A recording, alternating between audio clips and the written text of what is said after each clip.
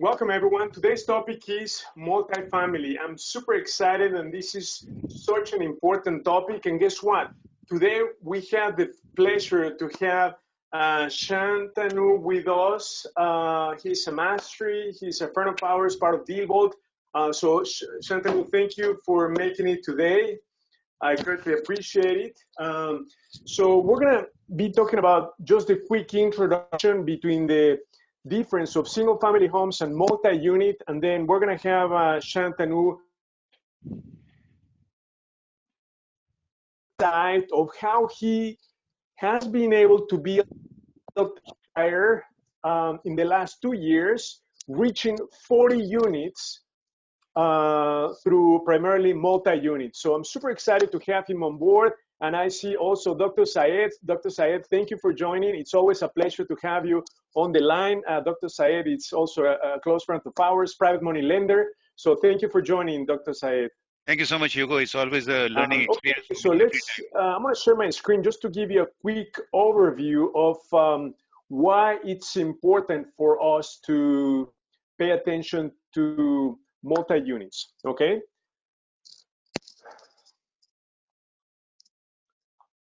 So we're going to talk about the differences between single versus multi-unit. Why do you or should you care about multi-units? What's the difference, right? Lately, we've been talking about single family homes. We have not said much about multi-unit. Why is that? Are we missing something so critical?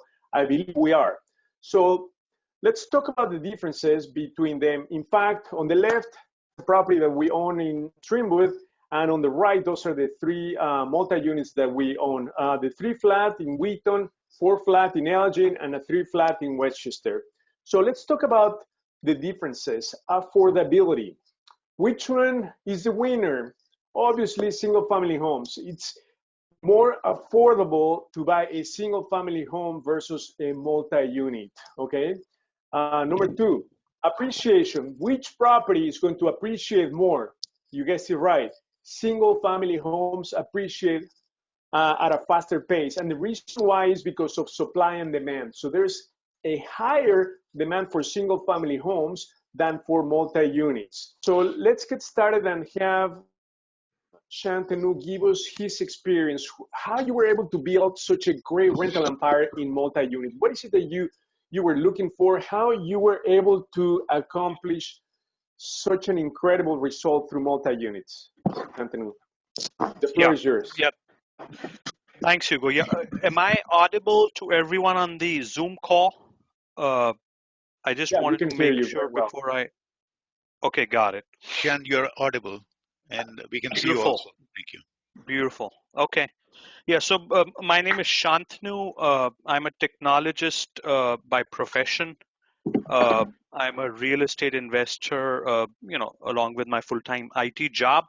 I live in western suburbs. I primarily invest in and around western suburbs. I have 40 rentals in my portfolio right at this point. And I built my portfolio in the last 2.5 years. And most of my rentals happen to be, smaller multifamily, which is 2 to 4 units, which is, called as multi-units. And then I have a couple of commercial multifamilies, which are, 6 units and up. My focus till now has been primarily off-market deals through different techniques. And, I focus between 6 to 25 units at this point of time. Correct. Hugo mentioned about some of the advantages that single family has. I would agree and disagree with Hugo on that.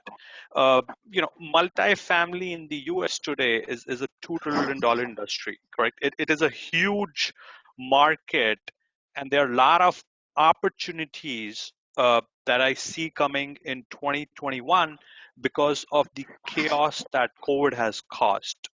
Correct. The other thing is single families. Yes, I agree. They have more stable tenants because in a single family home, tenants tend to stay longer. they tend to call it their home for a longer duration of time. They tend to be higher income earners, but once that tenant leaves the property, you have to pay for all the expenses 100%, which to me is a it is it's a big risk, correct? When I rent I basically own a 20-unit building. Even if five tenants are not paying me, or I have five tenants, you know basically, either they are late on rent or they are physically unoccupied, I can still pay all my expenses with no problem. Correct. So I tend to see, business risk more from a financial, uh, you know, uh, objective or a financial goal. And, that's where I think multifamilies tend to have certain advantages that, single family properties do not. Any questions I could help answer before I move on? Yes, I don't have a question. Go Yeah. ahead. Who's this? Oh, I was speaking, Dora. I was saying I don't Hi, have a Dora. How are you? question. Good. How are you? And Good. congratulations on your success. No, I was going to say I don't have a question. I just wanted to add also with a single home versus multifamily. More than likely, you're going to have family, and you're going to have a family, maybe a lot of kids and all this stuff, destroy a lot of things. Versus, an apartment building, you might get a couple maybe with one kid or something. It's different. Yes, the turnover rate is higher with apartment buildings normally, just depending on the property itself. If you've got a lot of amenities, if you've got good rents, you're going to keep them longer. I've got some people that I know that like to keep the rents pretty fair, and it's like, okay, it's not raising the NOI a whole bunch, but the flip side of that is, and I'm not suggesting that at all. The flip side of that, though, is then you don't have the turnover every year where you're having to redo walls and having to replace all these things. That's all. I just wanted to add that. Sure. No, no, Dora, I appreciate it. And, couple of things I wanted to add is on my apartment buildings, I mean, I don't own 200 apartment buildings. I wish I would, correct? I tend to have tenants sign at least a 3-year lease on my apartments, correct? Uh, in my opinion, you're correct. If a family lives in a house, they have more people living under one roof. There is more wear and tear, which obviously is a big, cost to the landlord. Correct. Uh, I think when I screen tenants, I look for a lot of different metrics. I look for, income, credit, all that good stuff. But the I think where the demand for multifamily comes from is that America is slowly and steadily becoming a renter's nation. A lot of Right. people want the convenience, and they want just the ease of renting than owning a property, especially in higher tax markets like Chicagoland. Correct. They want to own a property because they don't want to be burdened by higher property taxes. Correct. So I Yes. think that's where the big opportunity is, and that's where now to your point again, real estate is all about location, location, and location. Correct. I tend to buy properties in suburbs, especially when it comes to multifamilies. I don't buy anything in the city of Chicago just because of yeah, the economics, which is basically demand and supply. City of Chicago has a lot of supply of apartment buildings. They have lot of vacant buildings in the city of Chicago, correct? And other things that I look for is the income level within a Mhm. 5 mile radius. I would also look at the crime stats within a 5 Mhm. mile radius, correct? When I buy a multifamily apartment, correct? So I see, I mean, my apartments rent within 3 days in the suburbs because a lot of people, because of COVID, believe it or not, they are scared of renting in the city. I see a lot of migration, from the west side of Chicago to western suburbs, which is, primarily my focus. And I see similar migration of people from the south side. I mean, I do a lot of I see a lot of properties day in and day out. A lot of people want to move out of South Shore. They want to move out of, Chatham. They want to move to south suburbs now. They want to move to, Country Club Hills. They want to move to more, basically Orland a Park. better, yeah, Orland Park, correct. Tinley Park. I mean, I just got a property under contract in Tinley Park. So yeah, they want to move it, they want to move out of the city. So yeah. So yeah, that is, primarily the, the nuts and bolts. Now the other thing is the way how banks look at multifamily is way different than how banks look at single family, correct? I tend to get way better financing terms as it relates to the amortization period, as it relates to the term of the loan, as it relates to the interest rate, because the bank understands in a six flat apartment building, even if a tenant doesn't pay rent, even if a apartment is vacant because I am rehabbing the apartment, correct, they are stable, able to get their, basically the PITI, the principal, interest, taxes, and insurance, correct. So from a banker's perspective, from, investor perspective, and from, even the demand and supply perspective, I see a lot of opportunity in multifamily come 2021.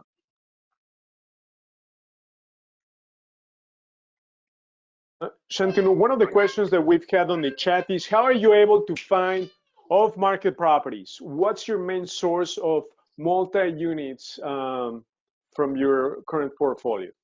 So, Hugo, good question. I'm a big fan of ChicagoDealVault. I think it's a great tool as it comes to single family homes and 2 to 4 unit properties, correct, which is what the focus for, Hugo and the team is, which is, I think, is awesome, because a lot of times, see, what I believe is the harder the climb on a mountain, the more, the richer you get.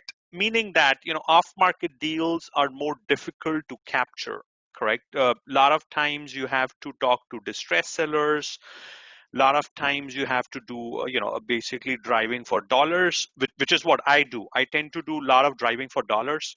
I would basically, pick up 4 zip codes within 20-minute driving distance, and I would, basically look for foreign signs, correct, so that I can get direct access to the owner. So that is one strategy, correct. I would also look for apartment buildings that have 2 units vacant. A lot of apartment buildings, they have, the garden units vacant. It's a 6 flat property, and 4 units are rented out, and then 2 units are basically vacant, correct. That to me shows, either it's a tired landlord, they don't want to rehab and rent to apartments, or it shows that they do not have the capital, correct, which is again, another sign of distress, correct. A lot of times, I mean, now, I've built a lot of professional relationships. I tend to do a lot of cold calling myself and talk to, building owners, that, hey, I'm a landlord in the western suburbs. I see you own this 50-unit property. How has your rent collection been for the last 90 days? Correct. So this is exactly the script I use, and I get a lot of positive response. It's all about, you know how do you become a more effective and how do you become a more efficient problem solver. If you are able to solve someone's problem, correct, you will make money either in the short term or in the long term. Shantanu, can you tell us more about your first multi-unit deal? How did you find it? How did you analyze the deal? How did you get it funded? And where does it stand today? Sure. So my first my first investment happened to be a 4 flat property in Elmwood Park. correct? At that time, I was living in Pittsburgh. This was back in 2018. I think, it was in March 2018 when I closed on this 4-flat property. Correct. This is something I call as house hacking, which is basically I would live in one apartment and I would rent out the other 3 apartments and use the rent from the 3 tenants to pay off my mortgage. Correct. So this is something I call as Chicago house hacking. And I've done that very successfully in the past 2.5 years. I've done it a few times. And the biggest advantage is because you are occupying one of the units in the building, you get FHA loan. So you would get a much lower interest rate for a 30-year fixed product, and you would also be able to leverage it at the maximum, because all you need for FHA is 3.5% down, which to me is a no-brainer today, correct? Given that the rents each year are going up, given that inflation, with all the crises we have seen in the past 9 months, inflation will always go up, correct? And you are basically collecting rent and helping that, you're basically covering the mortgage with the rent and living for free. I mean, I can't ask for anything more, because now you're minimizing your living expenses to basically nothing. So that was my It first was an property back in, FHA loan. Okay. yeah, FHA loan. Yeah. Are there any restrictions with the FHA loan if you're planning to, when you moved in it and when you had to fix it up? So there are. I'm sorry. Who asked this question so that I can address you correctly? Yes, this is Imre. I'm planning to do that, so I was wondering if there are any restrictions if I'm planning to purchase a 4-unit, move in it, and obviously I'm gonna look forward to getting something I could fix up while I'm in it. While I'm in it, are there any restrictions with the loan, with the FHA? Sure. So Emery, so FHA has basically 2 different kinds of FHA products. Now, depending on how much rehab we are talking about, you know, you would have to go either the FHA, basic FHA loan, which is what I did, correct? Or you might have to take something which is more, it has more nuanced, which is FHA 203K loan, which is a strictly rehab loan. Correct. Now, if you find a property in which none of the apartments are livable slash habitable, meaning that it needs a big rehab, there are some structural issues with the property. Either you need to replace the roof, or you need to fix the foundation, you need to do some masonry work. Then even FHA 203K loan has 2 different segments. One is the full segment, which is for rehab loans more than 35,000, and then one is the partial segment, which is for basic cosmetic rehab less than 35K. Correct. So did I answer your question? It's basically if there's no rehab needed, and all 4 apartments are livable, they are rented out, you just take a straight FHA loan, occupy one of the apartments, live in the building for 1 year, and then you have a lot of different options. But you have to live in the building. You have to, you can't commit mortgage fraud. It is, the government is monitoring that day in and day out, basically. Yes, I'm aware of that. Thank you, Shantanu. That answers my question. So, Awesome. Shantanu, just to understand, so the way you analyze the multi-unit is you're going to live in one, and then you want to make sure that the remaining tenants are going to pay off for the mortgage. Is that the way you analyze the multi-unit? Correct. And not just the PITI. When it comes to multifamily, as a landlord slash property owner slash investor, you have a little bit more expenses.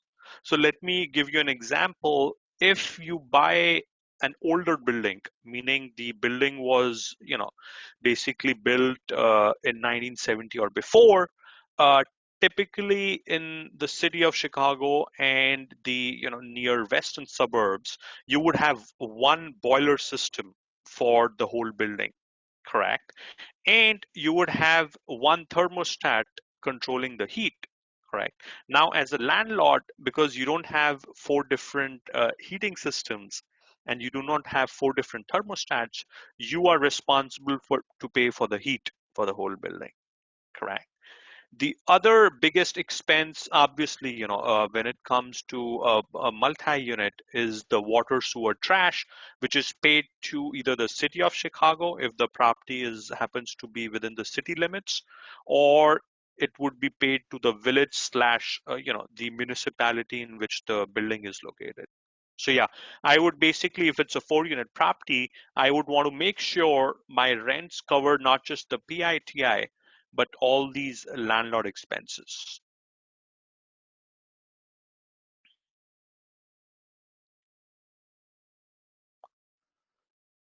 You're Hugo, on I mute. think you're talking on mute. PITI is principal, interest, Taxes and insurance. tax, and insurance. Okay. PITI. PI to understand. Okay, and Hugo, then what's been, when you went ahead and bought more you went into more multi-unit, right? So you bought more multi-units. What's been the biggest challenge?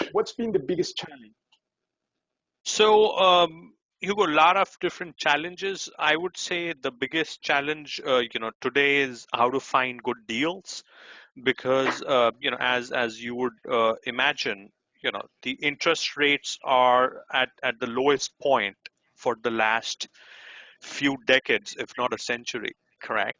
The biggest challenge is, I see a lot of properties being overvalued, and because the interest rates being where they are, people want to overpay for buildings, correct? Especially the properties that are on MLS, properties that are being marketed by brokers. I think they're just paying way too much, correct, for the numbers to make sense, correct? And everyone is pushing, the buyers, because they are saying, hey man, even if you pay 300,000 for this property today, because the interest payment is so low because of interest rates, you are able to afford more. So the government is, basically giving free money, which I think is kind of, it's again, it's a controversial topic. But I think the biggest challenge is there are a lot many, properties that don't make sense when you look at numbers.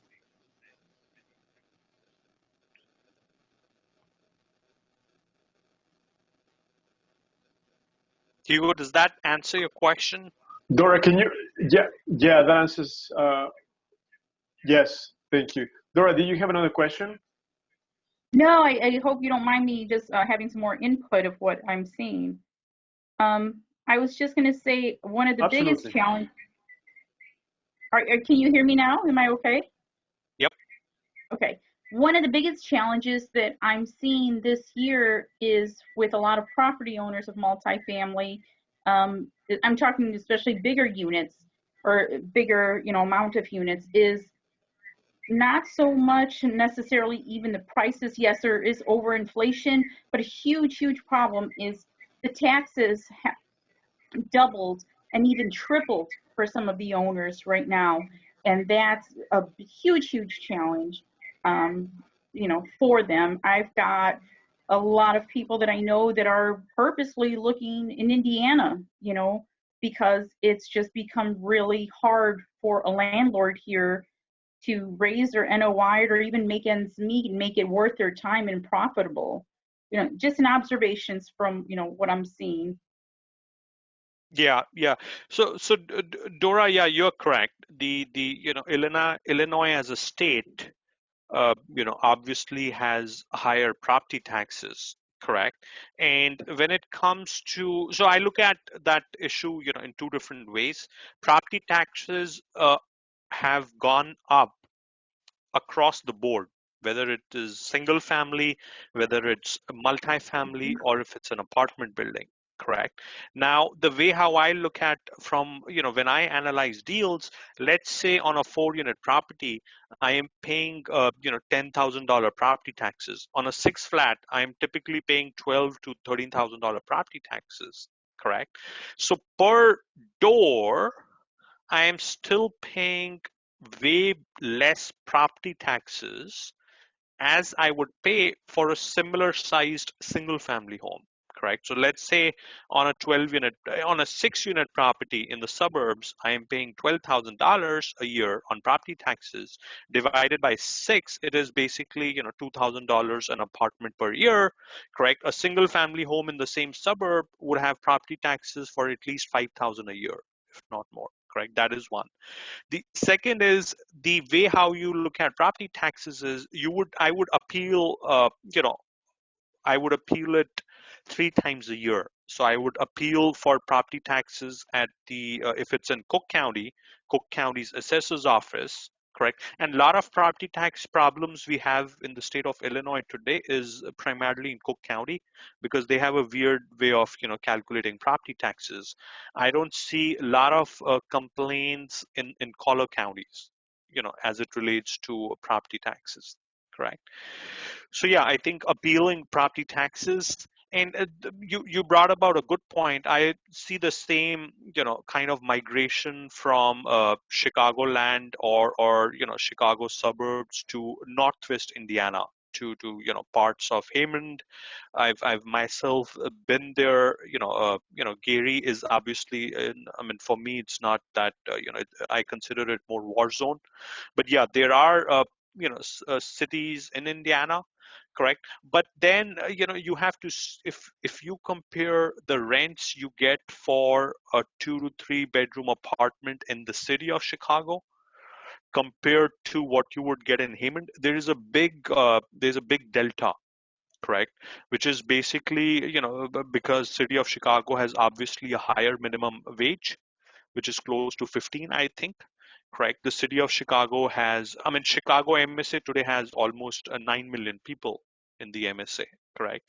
And, it has more job opportunities, so tenants are able to afford higher rent, correct? So there are pros and cons. I think, as an investor, we just need to know what we are getting into, and we just need to do our due diligence and, basically not overpay for properties. Mm-hmm. Okay, thank you. Sure. Great, great, Shantanu. Are there any other questions for Shantanu? He's done a great job, and Yes. we want to congratulate you and give you a big round of applause. Yeah, I think Emery had a question. Yes. Yeah, Have you used any for any of your properties a seller financing deal by any chance? If so, if you could touch up on that. Yeah, I am. That's a good question, Emery. I am negotiating seller financing on a deal.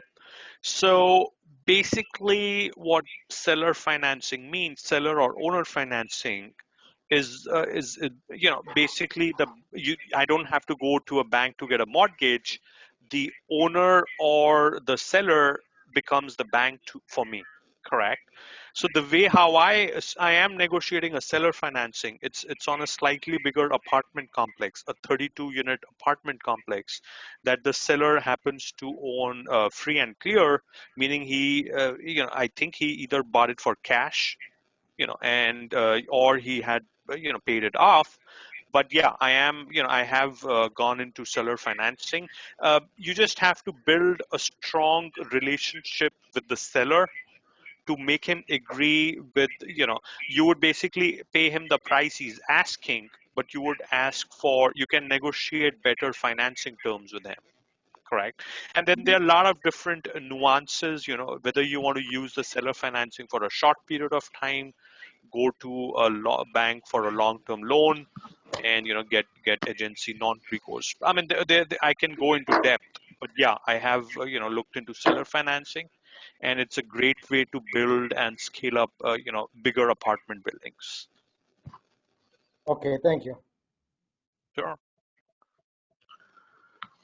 So guys, let's just summarize and then go into some numbers, because you've got to understand the numbers when it comes to analyzing multi-units. If you're a first timer, my suggestion is to focus on 2 to 4 units, because that is residential. Again, 2 to 4 units, you're going to be able to qualify for an FHA loan, so long as Shantanu said, you've got to live in the unit, in one of the units. It's primary residence, okay? Because once you get into 5 and more units, it's considered commercial. So it's a different ball game when it comes to financing, okay? So financing commercial properties, they're going to be asking you for 70% down. I mean, 30% down. So they can finance up to 70%.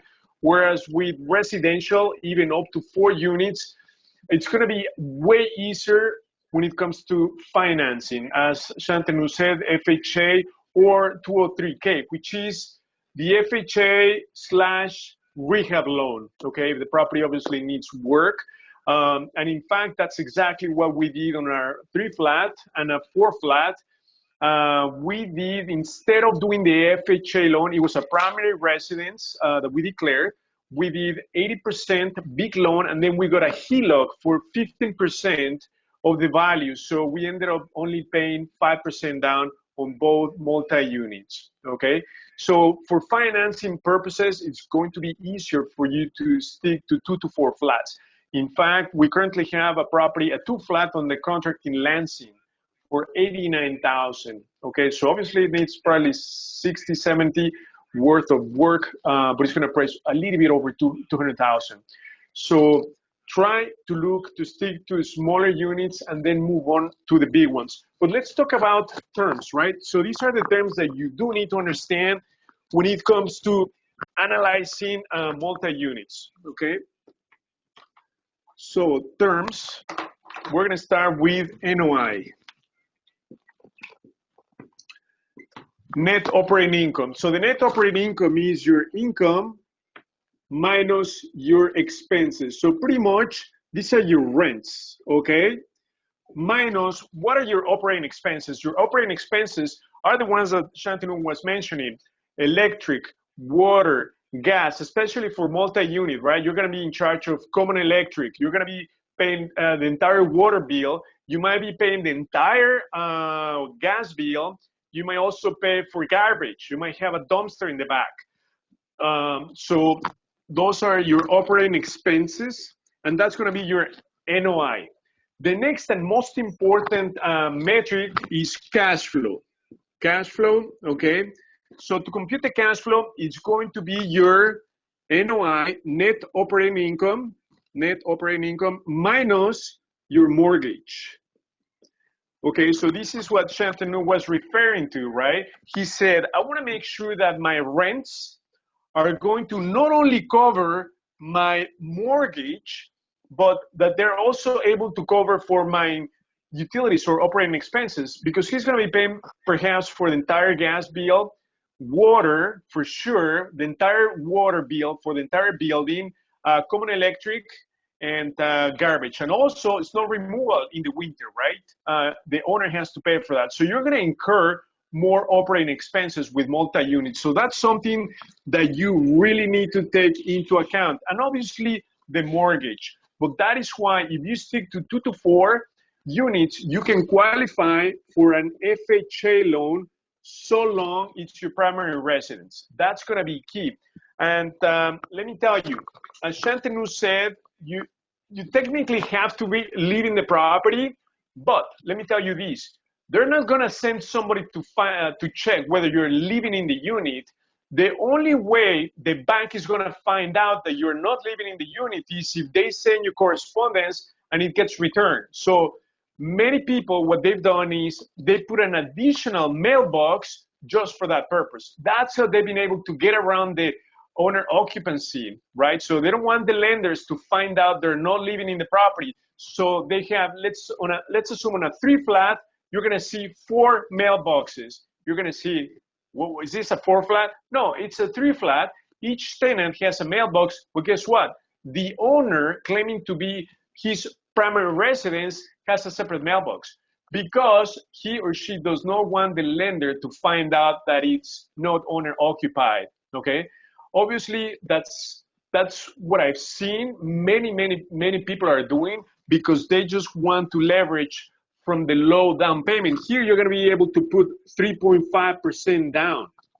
Okay, so this is obviously your most important metric, the cash flow. Now, let's talk about some ratios that you are going to hear from investors, especially on the multi-units, 5 and more. So they're going to be talking about the cash on cash return.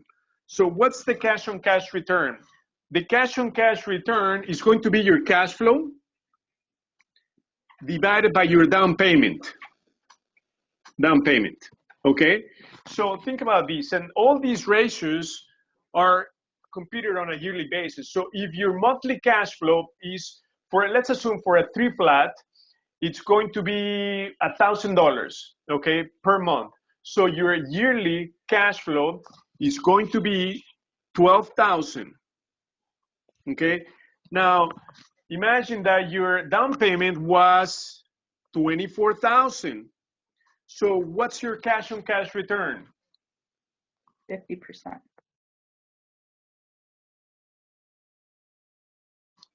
Anybody? 50%. So let's just pull it up. Can somebody tell me? Somebody's asking on the line if that's legal. Yeah, no, what I just told you, it's not legal what people do. So let's do this. So 12 divided by 24. So your cash on cash return on this is going to be 50%. Huge, okay? So it's going to be 50%. So that's an amazing deal. So investors are going to be looking for the cash on cash. Actually, they're going to be looking for over 15% cash on cash, okay? Anything over 15% cash on cash is really, really good. Now, the next ratio that you're going to hear people talk about very often is the cap rate, okay? So let me put it over here. Cap rate. Usually you're going to see that. Cap rate, it's the NOI, which is this one, the net operating income, divided by the purchase price, divided by how much you are paying for the property. So if your net operating income, let's assume this is obviously without taking into account your mortgage, right? So it's not the cash flow. Your net operating income, let's assume that is 24,000. You're going to divide that by, let's say the purchase price is 100,000. So your cap rate is going to be what?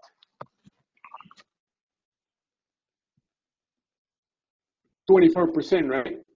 And that is really, really, really high. So let's talk about these cap rates. What cap rates make sense? Because guess what? Sometimes you're not going to know the cap rate, but you can compute the cap rate. So let's just understand everything about cap rates. Why is the cap rate so important? Can I erase this?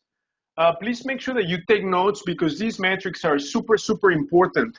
So the net operating income is your rents minus your expenses, okay? So the cap rate is going to be your net operating income divided by the purchase price. Now, cap rates, you're going to hear investors talk, well, what's the cap rate on this building, right? That's super common. And guess what? The cap rate is going to be driven by the neighborhood, okay? So the cap rate, think of this as your return on investment. So the higher the return on investment, do you think the area is going to be super, super nice or more challenging?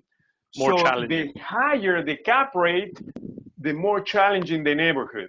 What does that mean? Because when you buy a building in a very distressed or challenging neighborhood, you better make a cap rate of over 7%, okay? And it's the other way around. If you buy a building in a very safe, nice B+ neighborhood, like Shantanu was saying, he bought a 4 flat in Elmwood Park. Elmwood Park, it's a B+, A- neighborhood.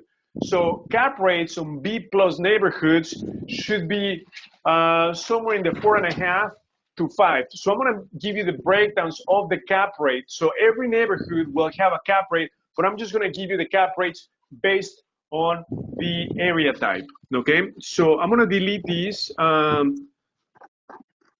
or erase. So this is super, super important that you take a note. So areas, A areas, right? The super good areas, the cap rates are gonna be between 3.5 to 4.5. We have the B, C, and D neighborhoods. So A is the best, B is the most challenging. So the B is going to be 4.6 to 5. The C you expect 5 to 6, and the D is gonna be over 6%, okay? So like Chantanu's building, he's in a B neighborhood, right? So his cap rate should be somewhere in the 5%, okay? Now, how do you compute the cap rate? Shantanu, shall we use your building as an example to compute the cap rate? So can you tell me what, do you happen to know the net operating income? So it's your income minus your expenses on a monthly basis, and we'll make it yearly. Do you know what that is? Yeah, Hugo, I can give you some rough ballpark figures. Now, let me put the headphone. So what would be your, for the Elmwood Park property, what's your rents minus expenses roughly on a monthly basis? Sure. Yeah, I just wanted to add, yeah, Hugo, basically, he did a great job explaining the different metrics and the different terminologies as it relates to multifamily. And yeah, cap rate, is obviously one of the fundamental. Can you hear me, Shantanu? I just wanted to know your net operating income roughly. Yeah, so my rents for, yeah, I can hear you. The rents for this 4 flat is 5,500. Can you hear me, Shantanu? Yeah, Hugo, can you hear me? So your net operating income, let's assume that is your rents. Let's assume for a 4 flat are going to be in Elmwood Park, probably 1,400 each unit. So let's assume for a 4 flat is going to be 6,000 minus your expenses. So your expenses might be, let's assume 1,000. These are your operating expenses. So 5,000 is going to be your NOI. Okay. So now the cap rate in Elmwood Park is going to be somewhere in the 5%. So by having the cap rate and the NOI, we can compute the market value of the building. So that's another way to compute the market value of the building. So we would divide, we know the NOI is going to be 5, right? 5%, and the purchase price, we don't know. So we're going to divide the NOI. The net operating income is going to be 5,000 by the cap rate, 5%. So your building should have costed, with these numbers, at 5 go ahead, cap. Shantanu. Yeah, Hugo, I was telling you about the, I bought it for $495. So $495. This was back in 2018 March, correct? And if I rent out all the apartments, I do have a 5th non-conforming unit, correct? So yeah, I think the total rents grows up to, and then I have a parking lot. I have a separate. It's a big building, basically, correct? So yeah, the gross rents are, they come at around $6,000, correct? And my operating expenses, which is, the water, everything a month, comes to around, basically $500-600 a month, correct? Water is 300, another, $70 for electric. Gas is slightly higher. So my expenses tend to be around, a month, correct? So yeah, How much? even if 1,000, okay. Yeah, even if 5,000. I think. So we're going to divide your NOI by the purchase price, and that's going to give you the cap rate. Okay, which is so around 10%. The 5,000 divided by the purchase price, which is 495, is going to give you a cap rate of about 1%. Okay, so Shantanu's cap rate is 1%. On a B neighborhood, you would expect maybe something a little bit higher, but Elmwood Park, remember, based on the location, it could be a B or A minus, okay? So his cap rate is a little bit low of what it should be, right? So that tells you that the purchase price that he paid, $495, is kind of high, okay? For the income that he's making, the purchase price was very high, okay? So as an investor, people are going to be looking for a cap rate of, in this neighborhood, I would say over somewhere in the 4%, right? So what it means is that you will need to pay way less than $500,000 for this type of building to make that kind of income. So but the thing is that to be able to buy that unit, you need to pay top prices. Go ahead, Shantanu. So Hugo, I think we missed a couple of things. When we calculate cap rate, the 5,000 NOI you came up with was per month. So you would basically multiply 5,000 by 12, which comes to absolutely 60, I think 60 grand, correct? And then if you divide 60,000, thank you very much, Shantanu. 60,000 divided by 12%, right? Yeah. No, 60,000 divided by 495, it comes to around 12 cap. Absolutely, 12%.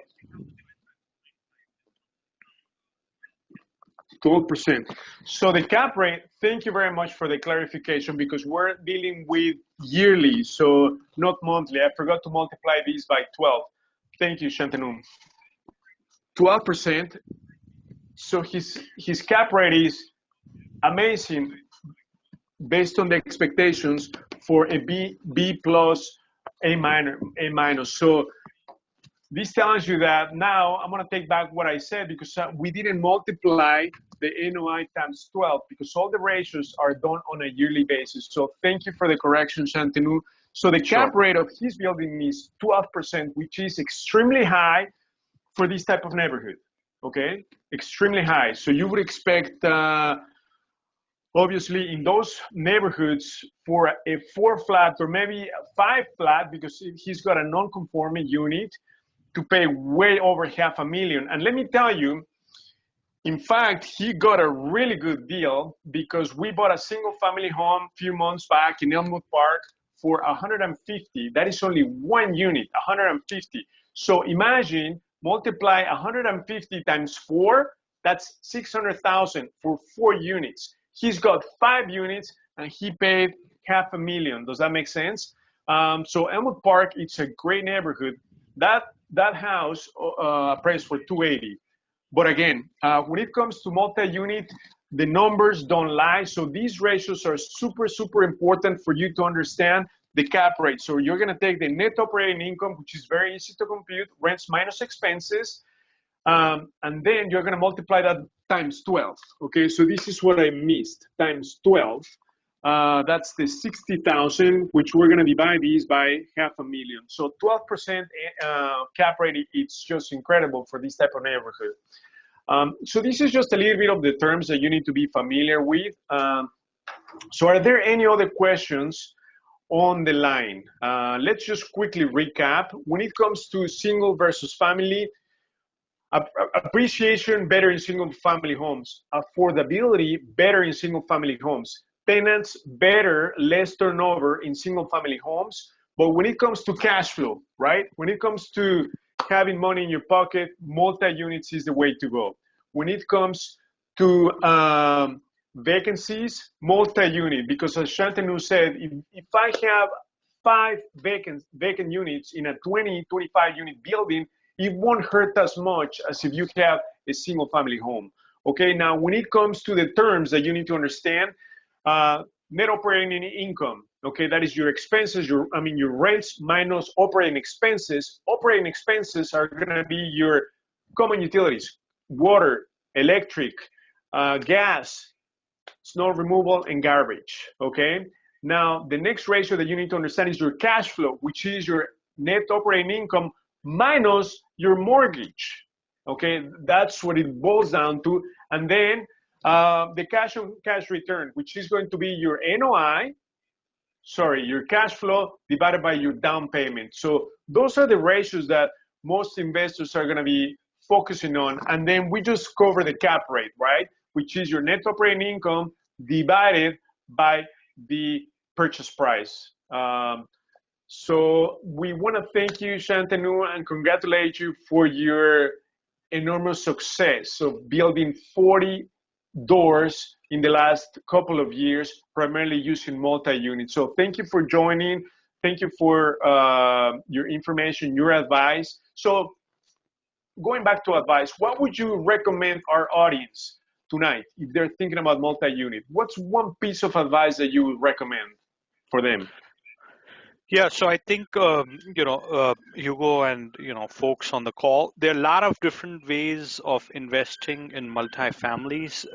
One is obviously that we have been talking about, which is investing as a landlord slash owner investor. Correct.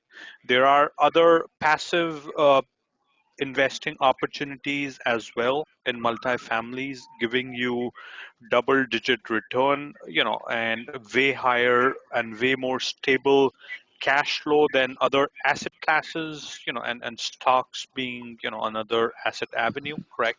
If you want to touch base with me, I'm happy to connect with you one-on-one. My email address is chicagoapartmentinvestor@gmail.com. Yeah, so it's Chicago Apartment Investor at gmail.com. Awesome.